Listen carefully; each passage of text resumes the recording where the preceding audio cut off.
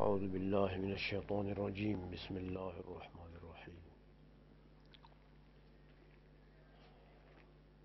گزشتہ درس میں یہ مسائل فقہیہ کے حصر کا جو مسئلہ تھا یہ چل رہا تھا، تو 8 شقوں میں سے ایک شق جو ہے وہ ہو گئی تھی کہ جو بھی مسئلہ درپیش ہے اس میں اگر وہ 6 چیزوں میں سے کوئی چیز وہ پیدا ہو گئی ہے تو پھر تو جو بھی چیز پیدا ہو گئی اس کا جو بھی حکم ہے وہی لگے گا، اور وہ حضرت امام اعظم رحمۃ اللہ علیہ کا قول ضروری ہوگا۔ قول تو آپ پڑھ چکے کہ قول ضروری کے مقابلے میں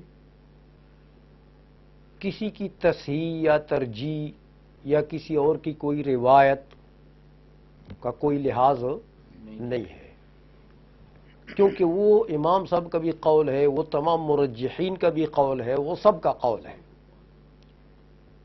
لہذا اس پر عمل کیا جائے گا۔ یہ تو اس صورت میں کہ ان 6 چیزوں میں سے کوئی چیز اس میں پیدا ہو گئی۔ اب اگر مسئلہ ایسا ہے کہ اس میں 6 چیزوں میں سے تو کوئی چیز پیدا نہیں ہوئی، نہ تغیر زمان آیا ہے، تغیر زمان کی وجہ سے کوئی حکم یا عرف یا احوال الناس یا اجتناب عن المفسدہ یا جلب ضرورت جلب منفعت وغیرہ کوئی چیز نہیں ہے، تو پھر دیکھیں گے کہ اس مسئلہ میں حضرت امام اعظم رحمۃ اللہ علیہ سے کوئی روایت ہے یا نہیں ہے۔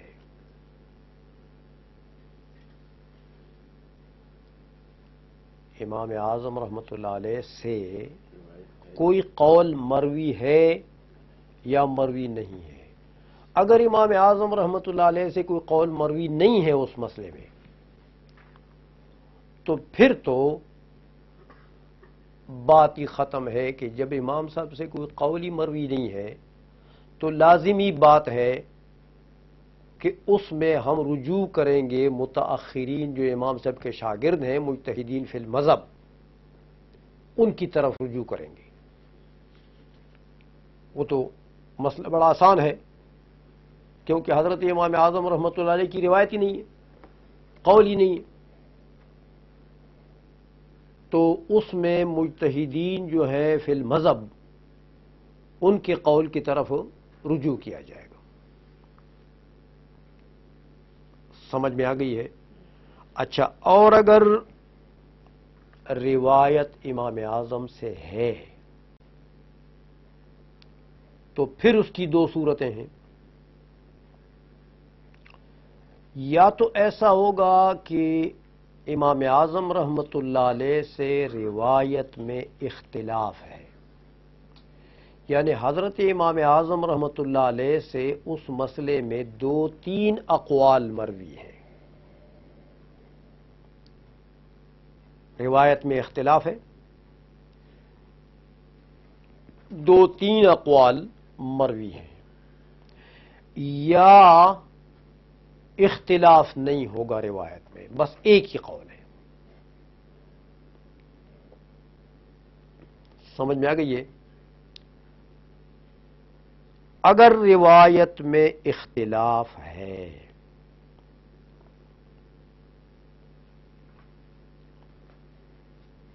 تو ایک بات کا خیال رکھا جائے گا کہ جب 2-3 قول ہیں امام اعظم رحمۃ اللہ علیہ کے، تو اس میں بھی ترجیح دینے کے لیے رجوع تو مجتہدین فی المذہب کی طرف کریں گے، کہ ان 3 یا 2 قولوں میں سے انہوں نے ترجیح کس کو دی ہے اور مذہب کس کو ٹھہرایا ہے، ظاہر الروایت کس کو ٹھہرایا ہے،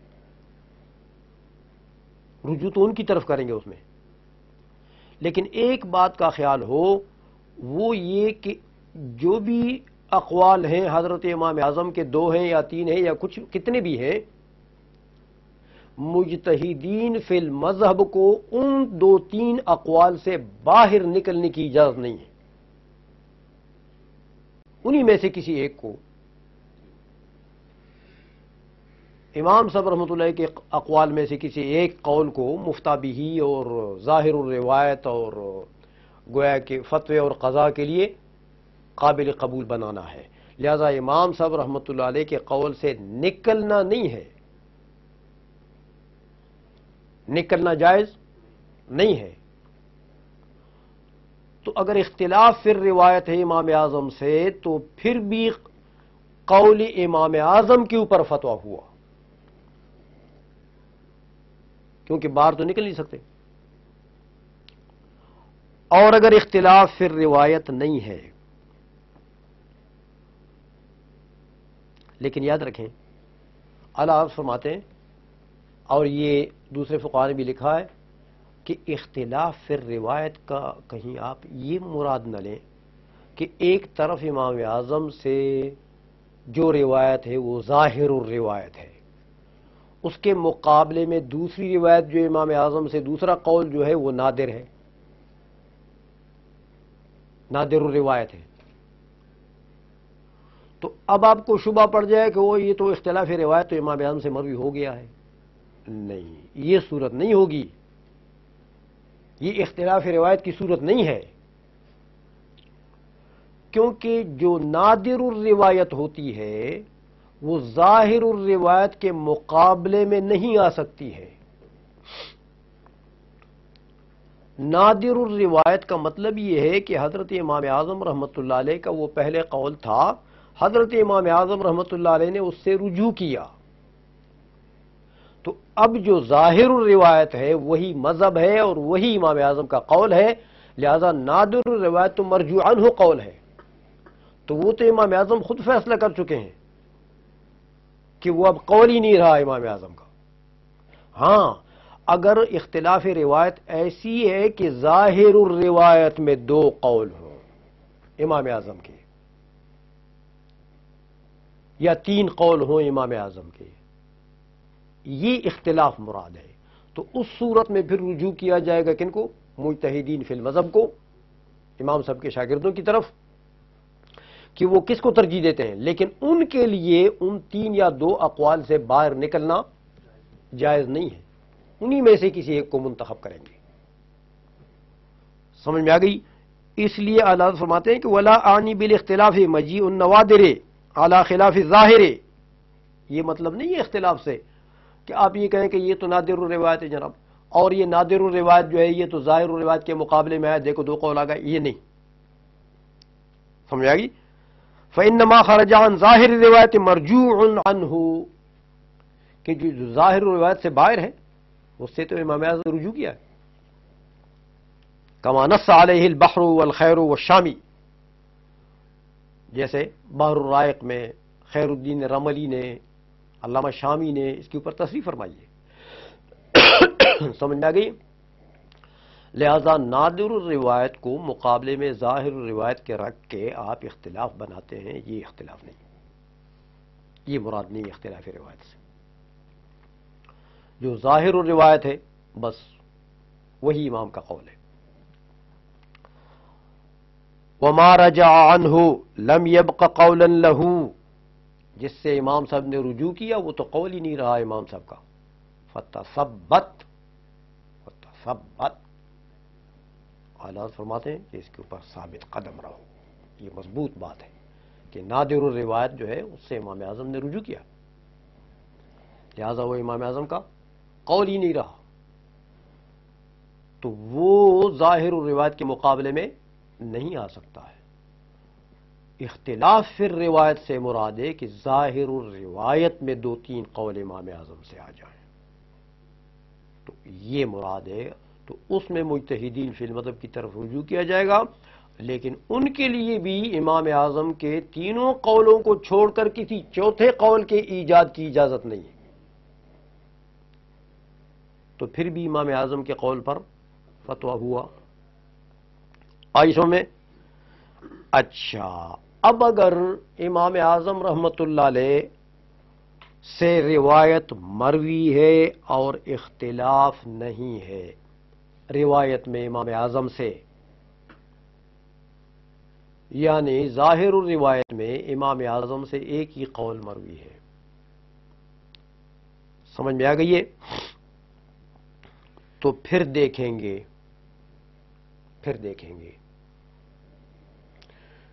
کہ اما وافقہ صاحباہ او احدہما او خالفاہ.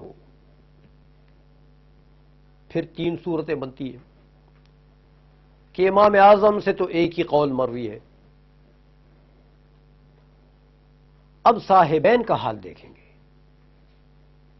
کہ صاحبین دونوں نے امام اعظم کی موافقت کی ہے. امام اعظم کا ایک ہی قول ہے، صاحبین بھی امام صاحب کے ساتھ ہیں. ایک صورت. دوسری صورت او احدہما، یا صاحبین میں سے ایک امام صاحب کے ساتھ ہے،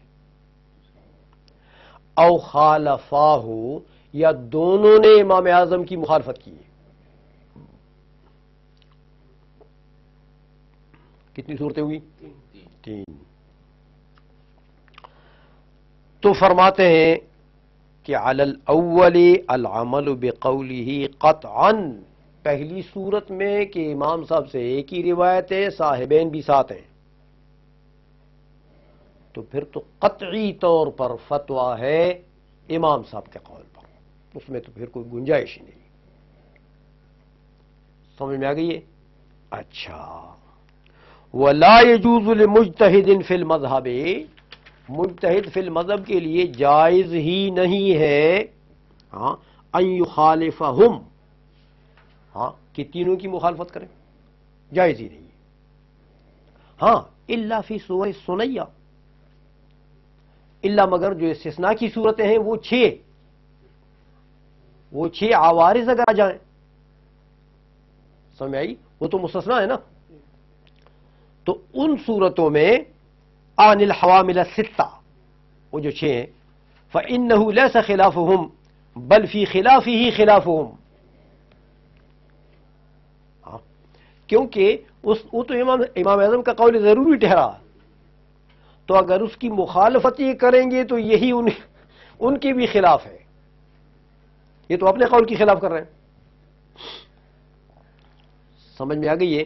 اس لیے یہ فرما دیا اعلی حضرت نے کہ اگر صاحبین بھی امام اعظم کے ساتھ ہیں تو اس صورت میں کسی دوسرے مجتہد فی المذہب کے لیے جائز ہی نہیں ہے کہ وہ ان تینوں کے قول کو چھوڑ کر کسی اور طرف جائے. تو پھر بھی امام اعظم رحمۃ اللہ علیہ کے قول پر فتویٰ ہوا. اور آگے فرماتے ہیں وَكَذَلِكَ عَلَى الثَّانِي كَمَا نَصُّوا عَلَيْهِ. ایضاً دوسری صورت میں بھی ہے کہ ایک اگر امام اعظم کے ساتھ ہے، صاحبین میں سے دونوں نہیں ساتھ ہو، صاحبین میں سے ایک ساتھ ہے، تو پھر بھی یہی حکم ہے، پھر بھی کہ امام اعظم کے قول پر فتویٰ ہے اور کسی دوسرے مجتہد فی المذہب کے لیے جائز ہی نہیں ہے کہ وہ کسی دوسرے قول پر فتویٰ دے، اس کو ترجیح دے. سمجھ آ گئی ہے؟ تیسری صورت کون سی تھی؟ امام اعظم کے دونوں مخالف گئے صاحبین. تو فرماتے ہیں وعلی الثالث، تیسری صورت پھر دیکھیں گے اما ان یتفقا علی شیء واحد او خالفا وتخالفا. پھر صاحبین کو دیکھیں گے. امام صاحب کے تو دونوں مخالف ہو گئے نا، تو امام صاحب سے تو دونوں کی مخالفت ہو گئی ہے، لیکن اب ان کو آپس میں دیکھتے ہیں کہ آپس میں یہ دونوں کسی ایک قول پر متفق ہیں. امام صاحب کے تو مخالف ہیں لیکن آپس میں ان کا اتفاق ہے دونوں کا، یا آپس میں بھی اتفاق نہیں ہے. امام محمد ایک طرف گئے اور امام ابو یوسف دوسری طرف گئے. تو میں آ گئی، 2 صورتیں بنی. اچھا، تو فرماتے ہیں کہ علی الثانی، اگر دونوں کا آپس میں بھی اختلاف ہے پھر بھی فتویٰ امام صاحب کے قول پر ہے. دیکھیں، ایک امام محمد کا قول ہے، 3 قول ہو گئے نا پھر تو. ایک امام ابو یوسف کا قول ہے، ایک امام اعظم کا قول ہے. کس کا قول لیں گے؟ ان دونوں میں سے کوئی مجتہد مطلق ہے؟ کوئی نہیں. اور امام اعظم مجتہد مطلق ہے، لہذا پھر بھی فتویٰ امام اعظم کے قول پر. اس لیے فرمایا کہ علی الثانی العمل بقولہ مطلقا،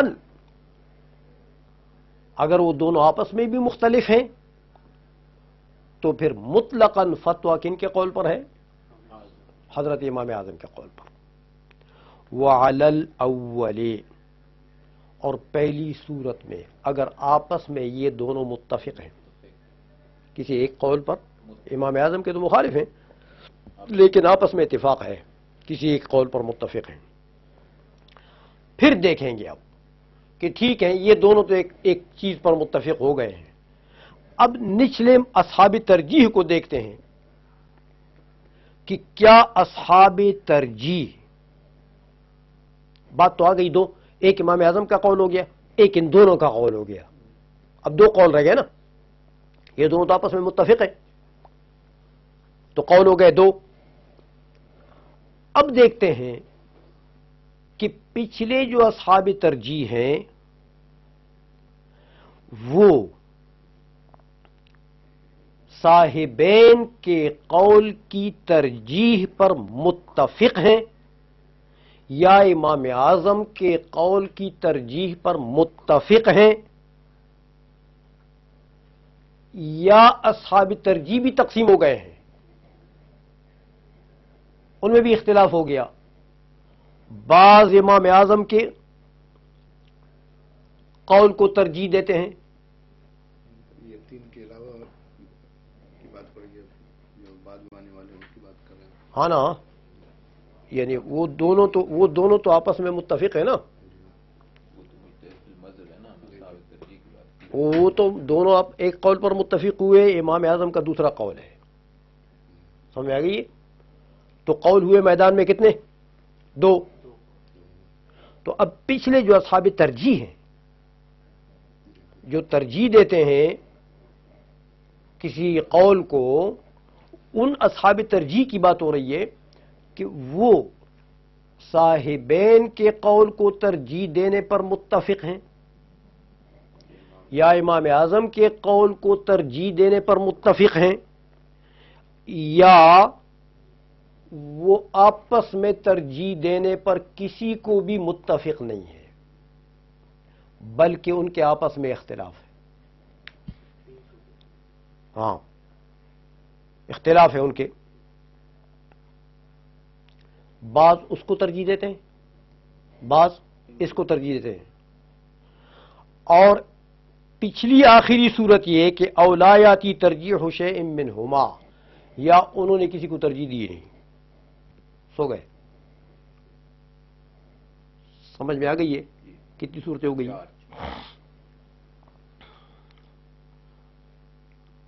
فرماتے ہیں اعلی حضرت کہ الاول لا کان ولا یکون قط ابدا الا فی احدى الحوامل الست.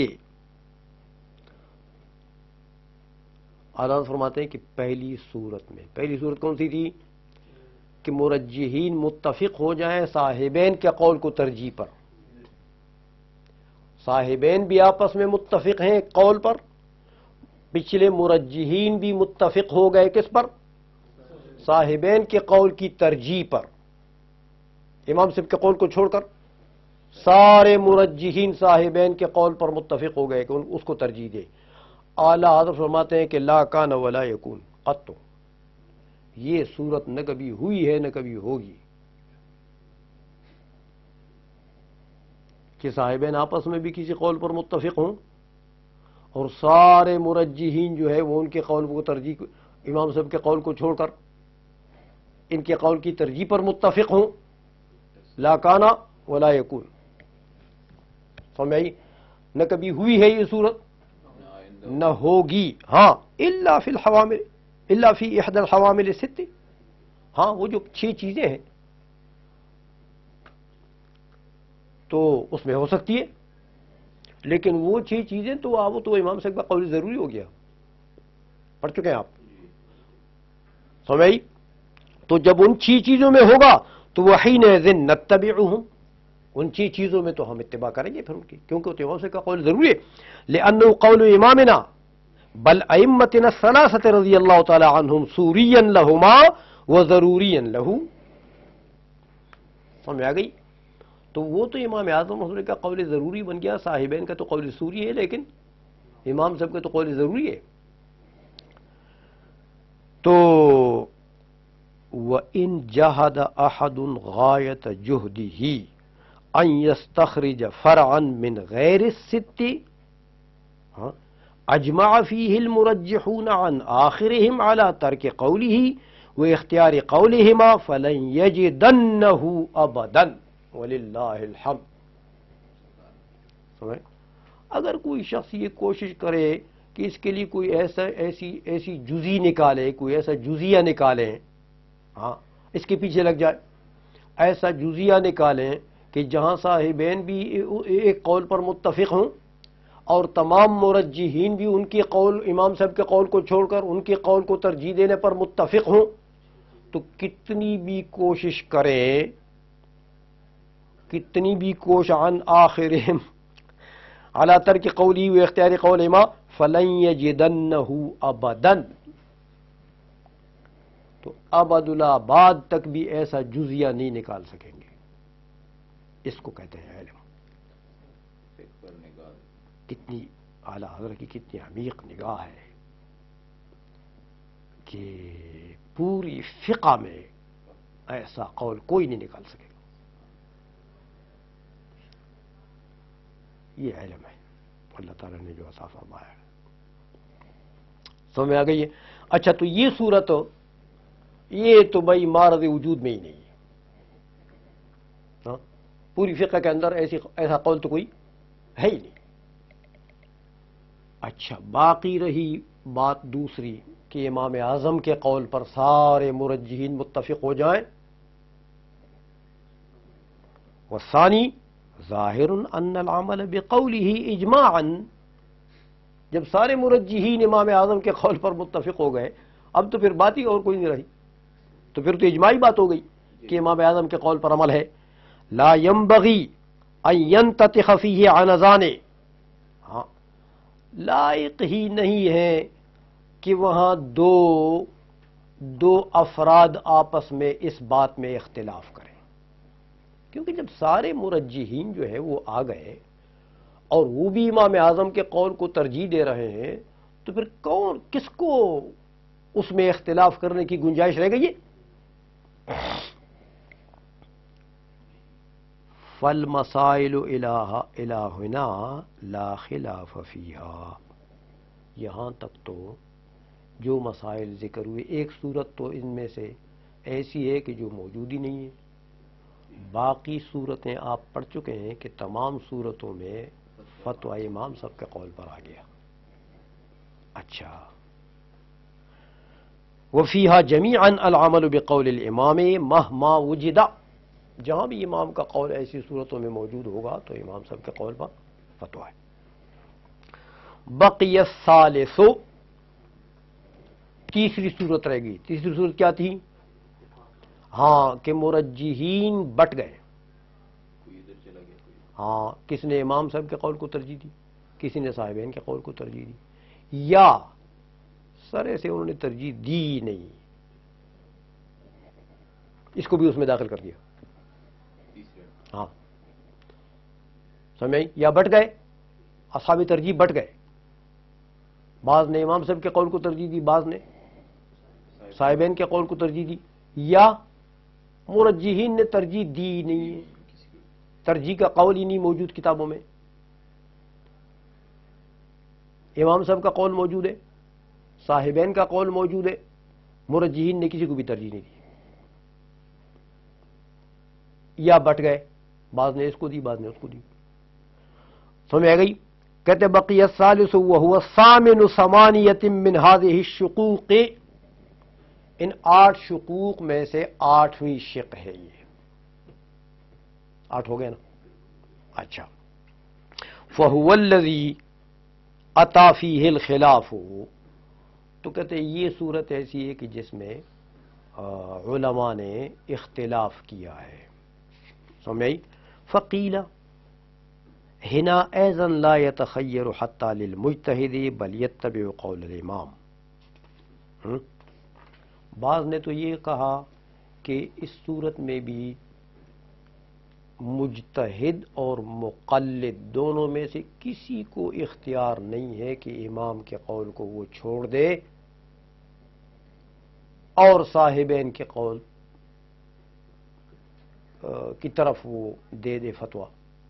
جائز نہیں، مجتہد کے لیے بھی جائز نہیں، مقلد کے. کیوں کہ اصحاب ترجیح تو آپس میں بٹ گئے، وہ تو بعض ادھر بعض ادھر. اچھا، تو ان کی ترجیح کا تو آپس میں تضاد آ گیا، تو اذا تعارض تساقط.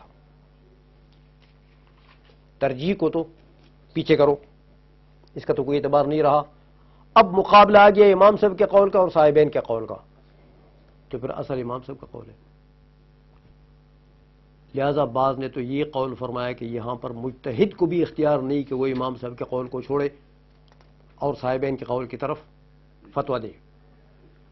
عام لوگوں کو تو نہیں ایسوں میں بل یتبع قول الامام وان ادعى اجتهاده الى ترجیح قولهما.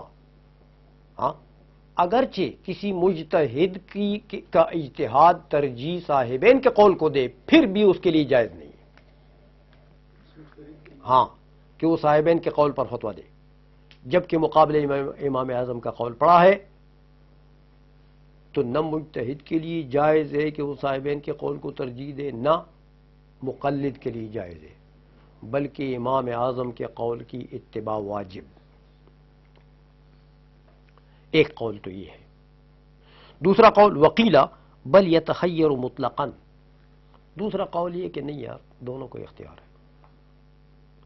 صاحبین جب ایک قول پر متفق ہیں،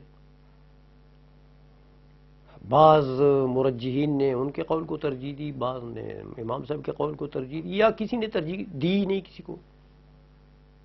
ہاں، تو دوسرا قول بعض علماء نے یہ کیا کہ مقلد کو بھی اختیار ہے، جس قول کو چاہے لے لے.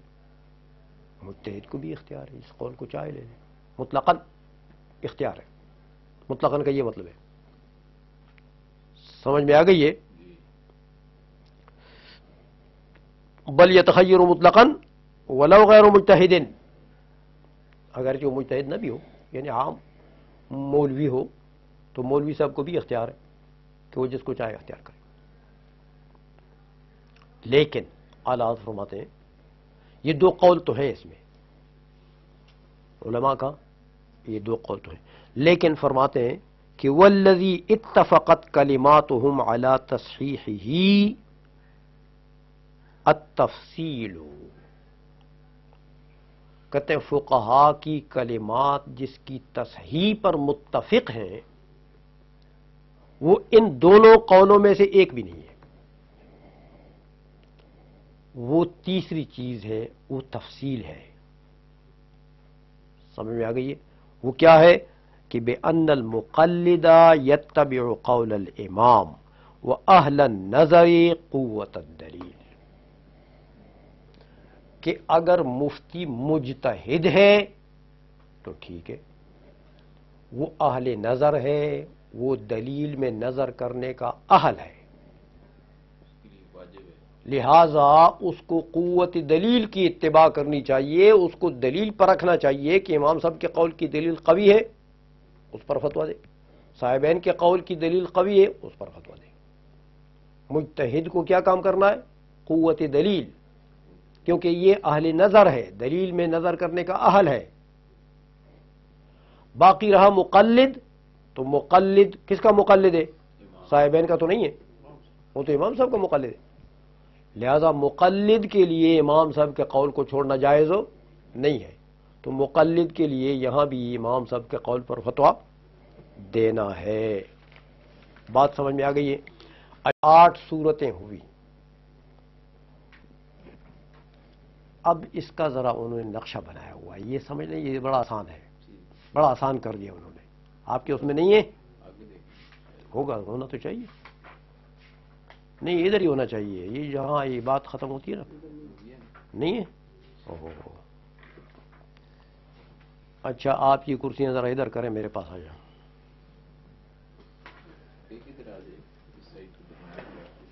ہاں ایک بندہ ادھر بیٹھ جائے. آپ کے پاس تو کچھ نہیں. اچھا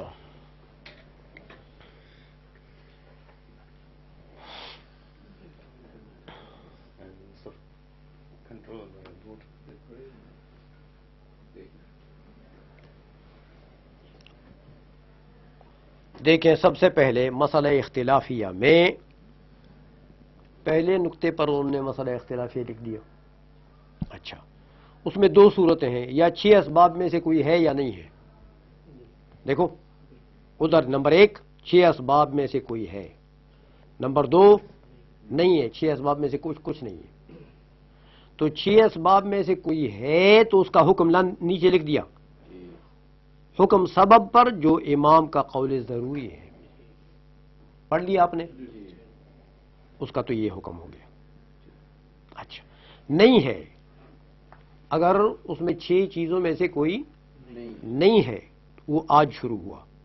اس کی 2 صورتیں ہیں، امام سے اختلاف روایت ہے یا نہیں ہے. 2 صورتیں نہیں چاہیے. اچھا اختلاف روایت ہے امام اعظم سے تو رجوع مرجحین بلا خروج از قول امام. پڑھ لیا نا آپ نے کہ ان 2 روایتیں ہیں امام صاحب سے یا 3 روایتیں ہیں، انہی میں سے کسی کو مرجحین نے ترجیح دینی ہے، اصحاب مذہب نے، مجتہدین فی المذہب نے. لیکن ان تینوں کو چھوڑ کر کوئی چوتھے قول کا ایجاد کرے، یہ جائز نہیں ہے. تو اس کا تو یہ حکم ہو گیا.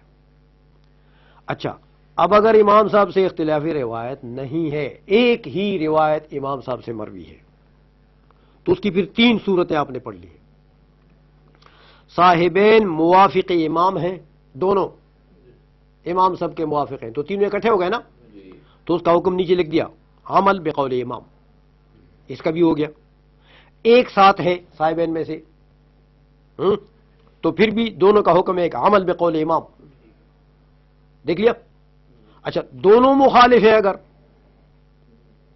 تو پھر اس کی 2 صورتیں ہیں کہ باہم دونوں متفق ہیں یا باہم بھی مختلف ہیں. اگر باہم مختلف ہیں ان دونوں کیا، تو پھر 3 قول ہو گئے نا، ایک امام صاحب کا ہو گیا، ایک امام محمد کا ہو گیا، ایک امام یوسف کا ہو گیا، 3 قول ہو گیا. تو پھر عمل اس کا حکم کیا ہے، امام صاحب کے قول پر عمل. اور اگر صاحبین باہم متفق ہیں تو پھر اس کی 3 صورتیں ہیں. دیکھا کہ اگر صاحبین متفق ہیں تو اتفاق مرجحین بر ترجیح قول صاحبین، یہ قول تھا ایک. تو کہتے ہیں بجز اسباب 6 ایسا نہ ہوا نہ ہوگا کہ سارے مرجحین بھی متفق ہو جائیں صاحبین کے قول پر، ایسا نہ ہوا. ہاں سوائے وہ 6. اچھا دوسری صورت کیا ہے کہ اتفاق بر ترجیح قول امام، کہ سارے مرجحین امام صاحب کے قول کو ترجیح دے، تو اس کا حکم عمل بقول امام. نیچے لکھ دیا. اتفاق نہیں بلکہ اختلاف ہے یا ترجیح ہی نہیں ہے. ہاں مرجحین کے آپس میں کسی قول کو ترجیح دینے پر متفق نہیں، نہ امام صاحب کے قول پر ترجیح دینے پر متفق ہے، نہ صاحبین کے، آپس میں ان کا اختلاف ہے. بعض ادھر گئے بعض ادھر گئے، یا ترجیح ہی نہیں ہے. تو پھر مقلد کے لیے اتباع امام، اہل نظر کے لیے اتباع دلیل. اہل نظر سے مراد مجتہد. سمجھ میں آ گئی ہے. یہ مسائل فقہ، اب جتنے فقہ کے مسائل کو آپ چھان کر دیں یہ حصر عقلی ہے، ان سے کوئی قسم خارج ہو، اور یہ حصر آپ کو کسی فتاوی میں نہیں مل سکتا ہے سوائے العدل کے. کمال کر دیا، علم اس کو کہتے ہیں. اچھا اب بیٹھے آپ، یہ ختم ہو گیا. یہ جدول جو ہے یہ انہوں نے بڑا اچھا بنایا ہے. اس کو یاد رکھنا پڑے گا. ہاں یہ اگر یاد ہو جائے تو پھر پورا فقہ آپ کو یاد ہوگی.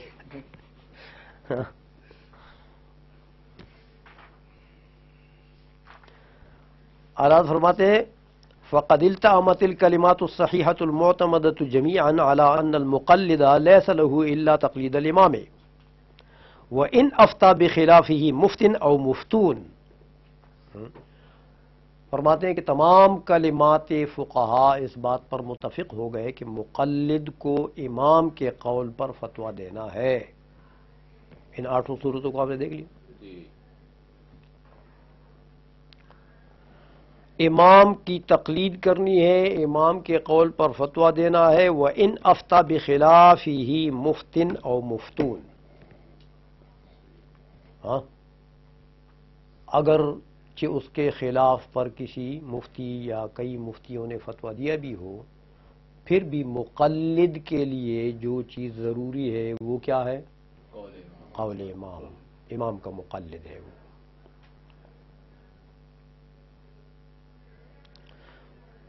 فَإِنَّ إِفْتَاءَهُمْ جَمِيعًا بِخِلَافِهِ فِي غَيْرِ الصُّوَرِ السُّنَيَّةِ مَا كَانَ وَمَا يَكُونُ. کیونکہ جمیع مفتیوں کا فتویٰ امام کے قول کے برخلاف پر بغیر 6 صورتوں کے تو نہ کبھی ہوا نہ ہوگا. والحمد للہ رب العالمین وصلاته الدائمة على عالم ما كان وما يكون وعلى آلہ وصحبہ وابنہ وحزبہ افضل ما سألہ السائلون. هذا ما تلخص لنا من كلماتهم وهو المنهل الصافي الذي ورده البحر. اب فاستمع نصوص العلماء كشف الله تعالى بهم العمى وجلا بهم عنا كل بلاء وعناء. فرماتے اب یہ یہاں تک تو میں نے آپ کو حصر مسائل فقہیہ کا کر کے دے دیا. اب آپ یہ نہ سمجھیں کہ یہ میری کوئی اپنی ذاتی بات ہے، یہ میں نے تمام فقہا متقدمین جو معتبر فقہا ہیں ان کی کتابوں کو چھان کر تو میں نے یہ نچوڑ نکالا ہے. یہ خلاصہ جو میں نے نکالا ہے یہ ایسا نہیں ہے. اب اس پر کہ یہ حصر جو میں نے نکالا ہے 8 قسموں میں، یہ 45 کتابوں کے حوالے دیے ہیں حضرت نے. اس میں 45 کتابوں کی. بعض صورتیں ایک کتاب میں پائی جاتی ہیں، بعض دوسری میں، بعض دوسری میں، بعض دوسری میں، بعض مکرر پائی جاتی ہیں. تو بہرحال ٹوٹل اعلی حضرت نے 45 نصوص جو ہیں وہ حوالے دیے یہاں پر. ان میں سے چند ایک سمجھانے کے لیے میں آپ کو سمجھاتا ہوں، باقی تو آپ مطالعہ کریں گے تو آپ کے سمجھ میں آ جائے گی. اصل مقصدی چیز جو لب لباب اور خلاصہ تھا وہ تو آپ سمجھ گئے نا. دیکھیں فرماتے ہیں کہ فی محیط الامام السرخسی، ایک امام سرخسی کی کتاب ہے، ایک تو ہے نا مبسوط، ایک محیط ہے. ثم الفتاوی الہندیہ عالمگیری، کہتے ہیں اس میں یہ کہ لا بد من معرفت فصلین، 2 چیزوں کو پہچاننا چاہیے. 2 چیزوں کو پہچاننے سے لابودی ہے، ضروری ہے. یعنی 2 چیزوں کا علم ضروری ہے. کیا؟ احدہما انہ اذا اتفق اصحابنا فی شیء، ابو حنیفہ و ابو یوسف و محمد رضی اللہ تعالی عنہم لا ينبغی للقاضی ان یخالفہم برأیہ. ایک اس کو پہچانو کہ جب ہمارے تینوں ائمہ کسی قول پر متفق ہو جائیں، سمجھ آئی، تینوں ہمارے ائمہ کسی قول پر متفق ہو جائیں تو کسی قاضی مفتی کے لیے گنجائش ہی جائز ہی نہیں ہے کہ وہ اپنی رائے سے ان کی مخالفت کرے، اگرچہ وہ مجتہد ہی ہو. ہاں، ایک یہ. دوسرا والثانی، دوسری چیز یہ کہ اذا اختلفوا فیما بینہم، اگر امام اور صاحبین آپس میں اختلاف کریں. اب دیکھو اختلاف کی یہاں 2-3 صورتیں ہیں. امام صاحب سے صاحبین اختلاف کرتے ہیں، پھر آپس میں وہ متفق ہیں کہ آپس میں بھی مختلف ہیں. اگر آپس میں بھی مختلف ہیں تو امام صاحب کے قول پر فتویٰ پڑھ چکے ہو. اگر آپس میں وہ متفق ہیں تو پھر مرجحین کو دیکھتے ہیں کہ وہ سارے کے سارے ان کے قول کو ترجیح دیتے ہیں تو یہ تو ضرورت ہے ہی نہیں. ہاں اچھا، اگر بعض ترجیح دیتے ہیں امام صاحب کے قول کو بٹ جاتے ہیں، بعض ترجیح دیتے ہیں صاحبین کے قول کو، تو فتویٰ کس کے قول پر ہے؟ اگر ترجیح ہے ہی نہیں، سمجھ میں آ گئی ہے؟ تو اس لیے اس ایک وثانی اذا اختلفوا فیما بینہم، اس میں یہ باقی صورتیں ساری آ گئی جو میں نے بتا دیا آپ کو. اس کے متعلق قال عبداللہ ابن المبارک رحمہ اللہ تعالی، حضرت عبداللہ ابن مبارک امام اعظم کے شاگرد ہیں، وہ فرماتے ہیں کہ ان سب صورتوں میں اگر صاحبین کا اختلاف ہو گیا امام صاحب سے، تو عبداللہ ابن مبارک فرماتے ہیں کہ یؤخذ بقول ابی حنیفہ رضی اللہ تعالی عنہ، پھر قول کن کا معتبر ہے؟ امام صاحب کا. لأنه كان من التابعین وزاحمهم في الفتوى، کیونکہ امام اعظم تابعین میں سے ہیں، وزاحمهم في الفتوى، اور فتویٰ میں امام اعظم نے تابعین کا مقابلہ کیا ہے. اس لیے میں نے آپ کو بتایا نا کہ حضرت امام اعظم فرمایا کرتے تھے کہ اما اقوال الصحابۃ فبالراس والعین واما التابعون فهم رجال ونحن رجال. سمجھے نا؟ تابعین، میں بھی تابعین میں سے ہوں. سمجھے؟ تو تابعین میں جو مجتہدین تھے امام اعظم نے ان کے فتوے کا مقابلہ کیا ہے فتوے سے. سمجھے؟ اس لیے عبداللہ ابن مبارک کا قول ہے، یہ کسی معمولی بندے کا بھی قول نہیں ہے. عبداللہ ابن مبارک فن حدیث کے بھی امام ہیں. سمجھائیے، یعنی محدثین میں بھی ان کا بہت بڑا مقام ہے، اور تقوی اور ورع میں تو ایک عجیب مقام ہے ان کا. ایک مقام پر فرماتے ہیں کہ میں جہاد کے لیے جا رہا تھا، دیکھا نا یہ مجاہدین لوگ بھی تھے. ہاں مجاہدین تھے.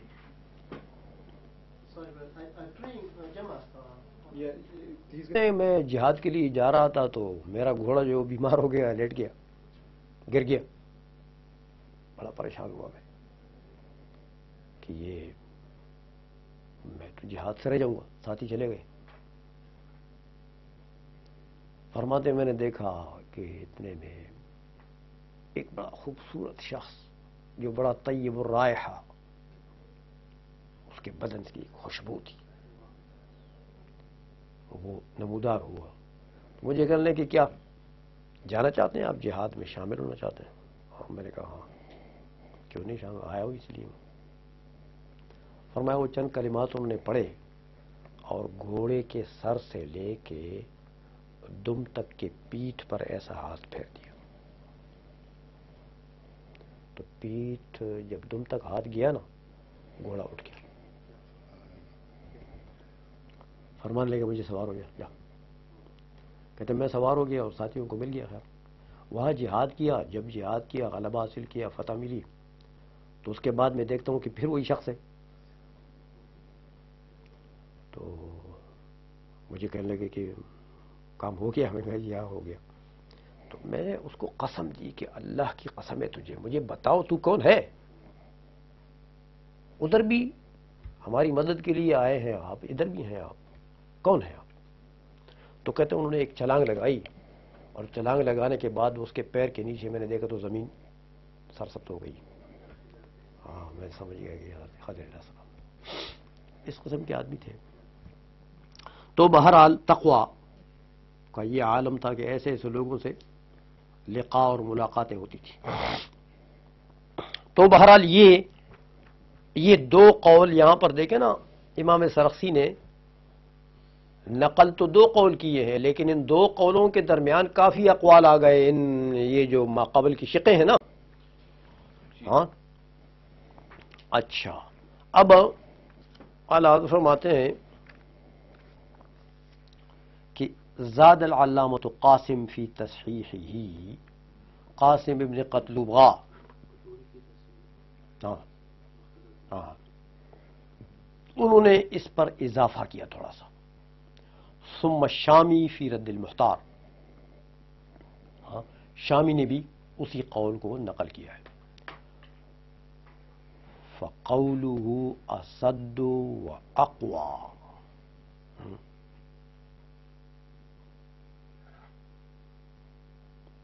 فقوله اصد واقوى ما لم يكن اختلاف عصر و زمان. یہ اضافہ کیا انہوں نے کہ امام اعظم کا قول جو ہے وہ زیادہ صحیح ہوگا، زیادہ قوی ہوگا صاحبین کے قول سے. اگر صاحبین کے قول کا اختلاف آ جائے ان سے تو امام اعظم کا قول زیادہ صحیح اور زیادہ قوی ہوگا. ہاں اگر اختلاف زمانہ ہے یا وہ 6 چیزوں میں سے کوئی چیز ہے تو وہ تو مستثنا. ان 6 چیزوں کو چھوڑ کر اگر صاحبین نے اختلاف کیا امام صاحب سے تو پھر ان سب صورتوں میں امام اعظم کا قول اقوا بھی ہوگا، اسد بھی ہوگا. سمجھ میں آ گئی ہے؟ اچھا، یہ تو حضرت امام اعظم رحمۃ اللہ علیہ کے قول کے متعلق امام سرخسی اور فتاوی ہندیہ کی بات ہو گئی ہے. دیکھیں آگے، وفی الفتاوی السراجیہ، یہ 176، یہ ایک میں آپ کو وفی الفتاوی السراجیہ والنہر الفائق ثم الہندیہ والحموی، یہ ساری کتابیں. وکثیر من الکتب، اور بہت سی کتابوں میں یہ بات ہے، لیکن وہ لفظ للسراجیہ، عبارت جو ہے وہ فتاوی سراجیہ سے نقل کر رہے ہیں اعلیٰ حضرت. فرماتے ہیں کہ الفتوی علی الاطلاق علی قول ابی حنیفہ ثم ابی یوسف ثم محمد ثم ظفر والحسن. سمجھ آ گئی کہ علی الاطلاق پہلے فتویٰ کس کے قول پر ہوگا؟ امام صاحب کے قول. امام صاحب کا قول اگر کسی مسئلے میں موجود نہیں ہے ثم پھر امام ابو یوسف. اگر ان کا بھی قول موجود نہیں ہے تو پھر امام محمد. اگر ان کا بھی قول موجود نہیں ہے تو پھر امام ظفر رحمۃ اللہ علیہ یا حسن ابن زیاد کا. سمجھائی؟ تو یہ فرماتے ہیں کہ یہاں پر والحسن آیا ہے نا، ثم ظفر والحسن. امام ظفر واو جمع کے لیے، تو امام ظفر امام حسن دونوں کو ایک مرتبے میں رکھا ہے. لیکن اعلی حضرت نقل کرتے ہیں کہ وہ لفظ النہر ثم الحسن، نہر الفائق میں واو کے بجائے کیا ہے؟ ثم ہے.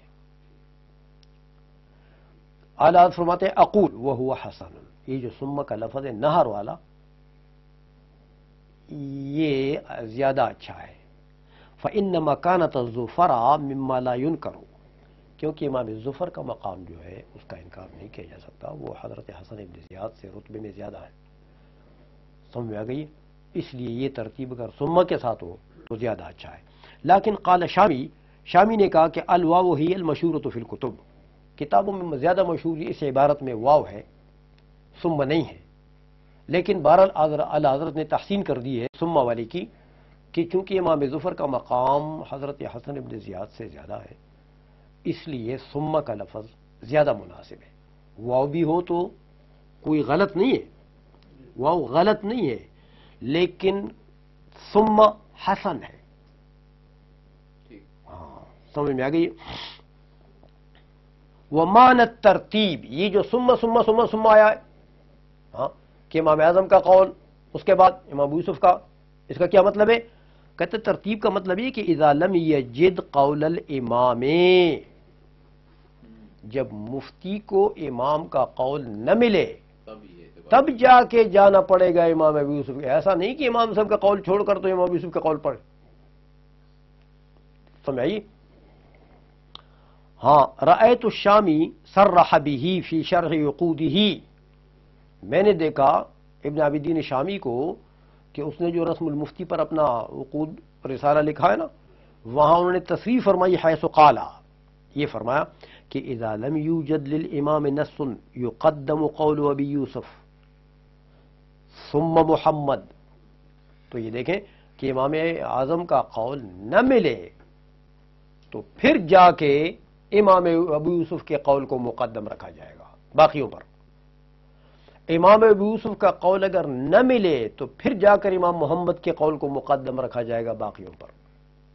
امام محمد کا قول اگر نہ ملے تو پھر جا کر امام ظفر کا قول مقدم رکھا جائے گا باقیوں پر۔ یہ ترتیب کا یہ مطلب ہے، یہ نہیں کہ پہلے کا قول موجود ہو ہاں دوسرے کو نہیں لیں گے، پھر یاد نہیں۔ سمجھ میں آ گئی؟ لیکن کہتے ہیں دیکھو والظاہر ان ھذا فی حق غیر المجتہد، یہ جو ترتیب ہے یہ مجتہد مفتی نہ ہو، غیر مجتہد ہو، تو اگر پہلے تو وہ تتبع کرے گا امام اعظم کے قول کا کہ اس کا وہ مقلد ہے، امام اعظم کا مقلد ہے، تو پہلے تو امام اعظم کا قول دیکھے گا، نہیں ملا تو پھر امام ابو یوسف۔ مطلب یہ کہ اپنے اجتہاد سے فیصلہ نہیں کرے گا جب تک ان فقہا کا قول ملے گا، ان میں سے بائی نمبر، ہاں پہلے یہ کوشش کرے گا۔ اما المفتی المجتہد فیتخیر بما یترجح عنده دلیلہ، مجتہد کے لیے البتہ اختیار ہے، اگر امام صاحب کا قول نہیں ہے سمجھ میں آئیے تو پھر مجتہد کو اختیار ہے کہ اس کی دلیل کس طرف جاتی ہے، امام ابو یوسف کے قول کی طرف جاتی ہے کہ امام محمد کے قول کی طرف جاتی ہے کہ امام ظفر کے قول کی طرف جاتی ہے کہ امام حسن کے قول کی طرف جاتی ہے کہ سمجھ میں آئیے، کیونکہ پڑھ چکے ہو کہ مجتہد جو ہے وہ قوت دلیل کا پابند ہے، کیونکہ اہل نظر ہے، وہ نظر فی الدلیل کا اہل ہے، سمجھ میں آ گئی ہے، لہذا وہ کر سکتا ہے۔ اچھا آگے وفی رسالتہ ہاں رفع الغشاء فی وقت العصر والعشاء، ابن عابدین شامی کا رسالہ ہے، عصر اور عشاء کے اوقات کو متعین کرنے کے لیے انہوں نے لکھا ہے۔ یہ عصر اور عشاء میں اختلاف تھا صاحبین کا، صبح میں کوئی اختلاف نہیں تھا، آج کل تو صبح میں اختلاف بنا دیا۔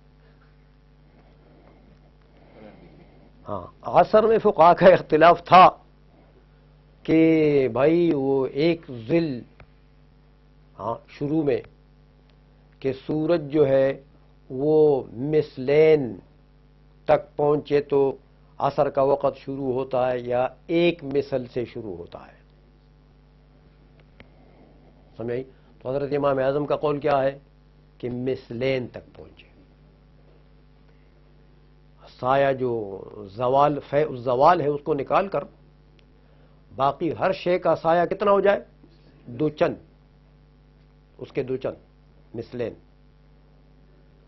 اور باقی ائمہ حتیٰ کہ صاحبین کا بھی قول ہے کہ ایک مثل پر داخل ہو جاتا ہے۔ تو یہ اختلاف تو تھا عصر میں، اس لیے علامہ شامی نے رسالہ لکھا ہے اس میں۔ عشاء کے وقت میں بھی اختلاف تھا کہ شفق کے غروب سے وقت ختم ہو جائے گا مغرب کا اور عشاء جو ہے وہ شروع ہو جائے گی، تو آیا شفق سے کیا مراد ہے، حمرت ہے کہ بیاض ہے؟ تو امام اعظم کا قول کیا ہے کہ بیاض ہے۔ اس میں تو اختلاف تھا، صاحبین کا قول موجود ہے کہ حمرت ہے، شفق سے مراد حمرت ہے، باقی ائمہ نے بھی حمرت لیا۔ تو عشاء اس لیے امام علامہ ابن عابدین شامی نے اس میں رسالہ لکھا کہ یہ اختلافی مسائل تھے۔ تو فرماتے ہیں اس رسالہ میں شامی کیا فرماتے ہیں کہ لا یرجح قول صاحبہ او احدہما علی قولہ، امام صاحبین کا قول یا کسی ان میں سے کسی ایک کے قول کو امام صاحب کے قول کے مقابلے میں ترجیح نہیں دی جائے گی۔ جب امام صاحب کا قول موجود ہے تو صاحبین کے قول کو ترجیح، اسی طرح ایک کو بھی نہیں، ہاں الا لموجب، ہاں کسی وجہ سے، کسی ریزن سے، وہ ریزن کیا ہوگا، وہو اما ضعف دلیل الامام، دو ریزن پہلے گزر چکے ہیں، یا ضعف دلیل ہے یا وہ حوامل ستہ ہیں، دو چیزیں تھیں۔ تو ضعف دلیل کس کا کام ہے؟ مجتہد کا، اور حوامل ستہ میں مجتہد اور مقلد سب شریک ہیں۔ ہاں وہ امام کا قول ضروری ہے، آپ سمجھ۔ وہوا اما ضعف الدلیل الامام و اما للضرورت والتعامل وغیرہ وغیرہ، وہ جو چیزیں کترجیح قولہما فی المزارعۃ والمعاملۃ، دیکھو تو یہ تغیر زمان کی بات ہے نا، پہلے بتا چکا ہوں یہ تو۔ وَإِمَّا لِأَنَّ خِلَافَهُمَا لَهُ بِسَبَبِ اختلاف العصر والزمان، یا صاحبین کا اختلاف جو امام صاحب سے وہ زمانہ کا اختلاف ہے کہ پہلے عرف کچھ اور تھا اور اب عرف کچھ اور ہو گیا، یا لوگوں کی عادات بدل گئی ہے، ہاں فسق و فجور زیادہ ہو گیا ہے، اب اس وقت اتنا نہیں تھا۔ ہاں وَإِنَّهُ لَوْ شَاهَدَ مَا وَقَعَ فِي عَصْرِهِمَا لَوَافَقَهُمَا، ہاں اور اگر امام صاحب جو ہے وہ مشاہدہ فرماتے جو تغیرات و تبدلات صاحبین کے زمانے میں واقع ہوئی ہیں، یہ اگر امام صاحب کے زمانے میں واقع ہوتی تو امام صاحب بھی صاحبین کے موافق قول کرتے، تو امام صاحب کا یہ قول ضروری ہو گیا گویا کہ کعدم القضاء بظاہر العدالت، جیسے پہلے مثال دے چکا ہوں کہ پہلے امام صاحب کے زمانے میں فتویٰ تھا کہ بھئی ظاہری عدالت ایک آدمی کی، ایک آدمی ظاہراً طور پر عادل ہے، ٹھیک ہے، اس کی گواہی قبول کر لو، کیونکہ اس زمانے میں ظاہر و باطن ایک جیسا ہوتا تھا، اندر بار۔ اب صاحبین کا جب زمانہ آیا تو اندر کچھ اور باہر کچھ اور۔ ہم تو خیر ہمارے زمانے میں تو لوگ نیکیاں کرتے ہیں برائی کو چھپانے کے لیے، خدا کو راضی کرنے کے لیے نہیں، داڑھی رکھتے ہیں چوری کو چھپانے کے لیے، ہاں بدعمالیوں کو چھپانے کے لیے، تو یہ کیا نیکیاں ہوئی ہماری، سمجھ میں آ گئی ہے نا؟ تو یہ تو بڑا گیا گزرا زمانہ ہے نا، لیکن صاحبین کے زمانے میں بھی اتنا تغیر و تبدل آیا لوگوں میں